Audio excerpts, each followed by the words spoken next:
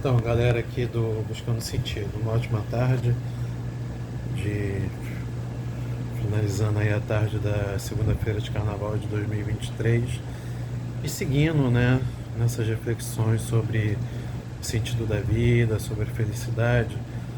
É muito importante a gente levar em conta, né, galera, que Santo Agostinho era um grande exemplo pra gente, né, porque Santo Agostinho,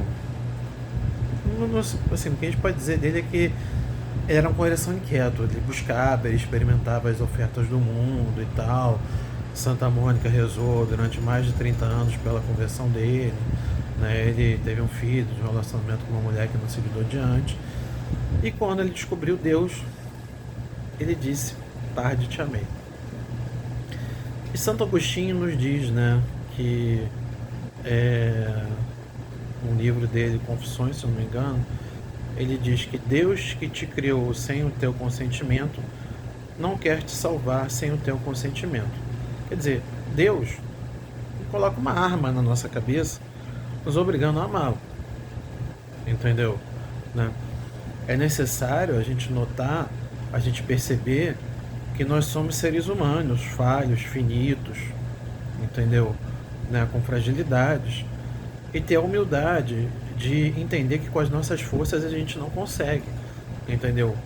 Por isso a gente precisa de Deus, né? Então uma questão muito importante é, uma boa piada para explicar isso. Era aquele cara que rezava: Deus, Deus, Deus, me faz ganhar na loteria. E Deus um dia virou para ele e falou: meu filho, compra o bilhete. Ou seja, se você quer muito uma coisa na sua vida, se você quer muito uma graça, colabora com a graça. Não adianta só rezar. Você tem que fazer por onde, né? Entende? Então, é, esse é o sentido da nossa vida aqui na Terra. É uma peregrinação. As coisas não acabam aqui para quem tem fé. A gente sabe que a gente está numa peregrinação em busca da vida eterna, onde a gente vai, se Deus quiser, contemplar a face gloriosa de Cristo, né? Contemplar face a face o rosto glorioso de Cristo, né? E assim, muitas vezes também é importante a gente ter humildade, porque às vezes a gente peca assim e cai feio, né? E muitas vezes a gente tem um pensamento que é o inimigo que coloca na nossa cabeça de se afastar de Deus, porque a gente acha: caramba, o meu pecado foi tão grande que eu não sou digno de Deus. Grande engano, grande engano. A bondade e a misericórdia de Deus são tão grandes, né, que está escrito na Bíblia, né? Um discípulo pergunta ao Senhor: quantas vezes devo perdoar? 70 vezes 7. Quer dizer, se Deus nos diz que devemos perdoar a quem nos feriu, a quem gerou uma dívida com a gente, não financeira, mas dívida moral, dívida espiritual, né? Se Deus diz pra gente que nós devemos perdoar 70 vezes 7, Ele que é todo amor, então sempre Ele nos perdoa, sempre a gente tem que contar com a misericórdia de Deus. Mas considerar que Deus é misericórdia, mas é justiça, né? Não adianta a gente ficar pecando e pensar: não, Deus é misericórdia. Assim, a porta é estreita, né? A porta é estreita, sabe? Então, a gente, inclusive nesse momento, está vivendo num mundo esquisito, né? Onde o certo parece que virou errado, o errado virou certo. Simplesmente a gente fala certas verdades, tem esses termos aí de que cancelam a gente, né? E é muito importante a gente ter em conta, né, gente, de que assim, fazer o bem, né, hoje em dia inclusive é mal visto, né? O Senhor falou, né, que seríamos perseguidos por causa deles, entendeu? Mas se isso acontecer, na verdade a gente deve se alegrar, entendeu? Não é fácil, né? Porque na busca da vida eterna São João, discípulo amado, no livro do Apocalipse, ele descreve que todos os santos, ou seja, os eleitos por Deus, os que lavaram suas vestes, que lavaram o sangue nas vestes, suas vestes no sangue do Cordeiro, perdão, suas vestes no sangue do Cordeiro, nem todos os santos foram mártires, ou seja, derramaram o sangue por Cristo. Foram aqueles que foram obrigados a negar sua fé em Cristo, se negaram e foram assassinados, foram mortos por causa disso. Mas todos os santos levavam na mão a palma do martírio. Então, o que isso significa? Que ao longo da nossa vida, os sofrimentos, as provações que Deus nos leva a viver são esse martírio, né?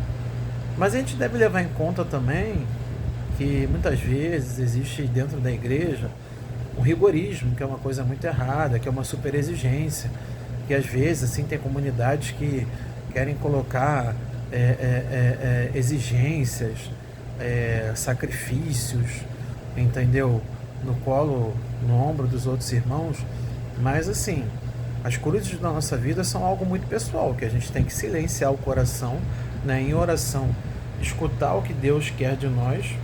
Inclusive, muitas das vezes a gente pode se esforçar, se cansar e pensar, caramba, Deus, mas eu estou fazendo tudo o que é necessário, mas às vezes a gente está fazendo de acordo com a nossa vontade e não para aquele 10 minutinhos diante do Santíssimo para escutar qual é a voz de Deus, qual é a vontade de Deus, entendeu?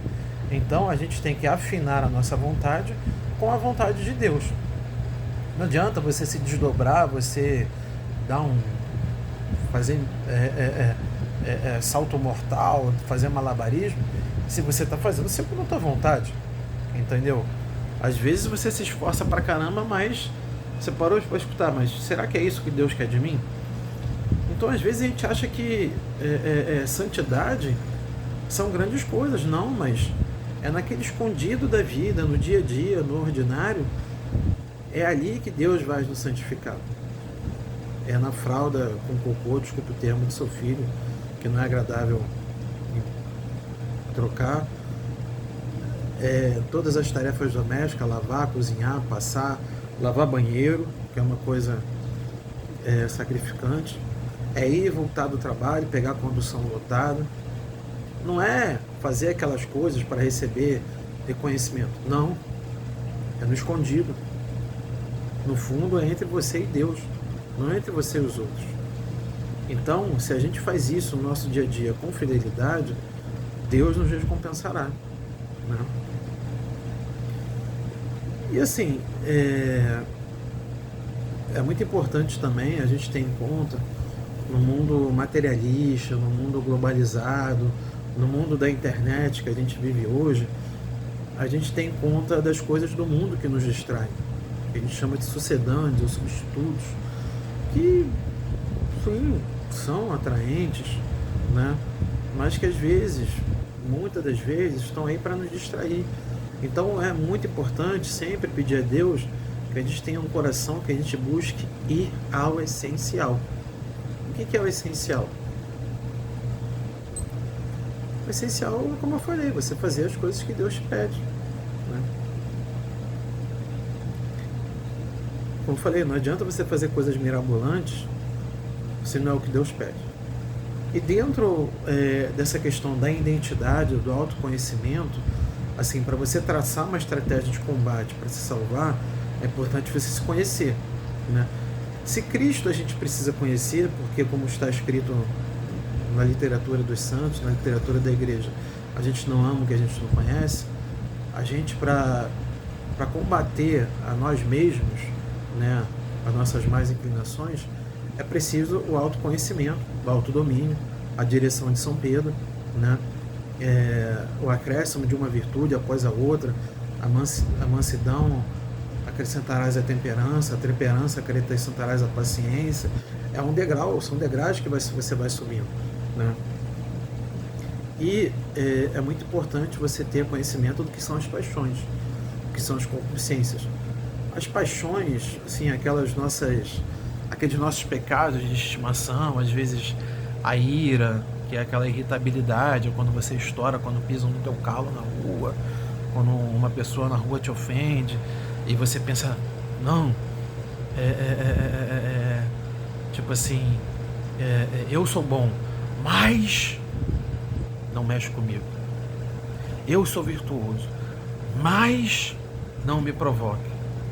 No fundo, você é uma fera enjaulada e não conhece. Entendeu? E ou a luxúria, né, que hoje em dia tanto nos distrai tanto, assim, o pecado da carne, dizendo que, ou seja, para quem é casado, a igreja diz que é um direito, um dever a vida íntima do casal, né? Mas, então, dentro do que a igreja chama das paixões ou concupiscências, é necessário a gente conhecer ter, ser, possuir prazer. Ter é você querer ser reconhecido pelo que você tem. Por exemplo, eu vou na academia todo dia, eu tomo marombadão, então eu quero ser valorizado pelo meu corpo, entendeu? Então eu quero ser valorizado pelo que eu tenho. Eu sou lá, diretor do Banco Central, do Banco do Brasil, e quero ter autoestima, quero ser valorizado pelo meu cargo. Então o que você, na verdade, está buscando é colocar o seu valor no que você é, entendeu? Né?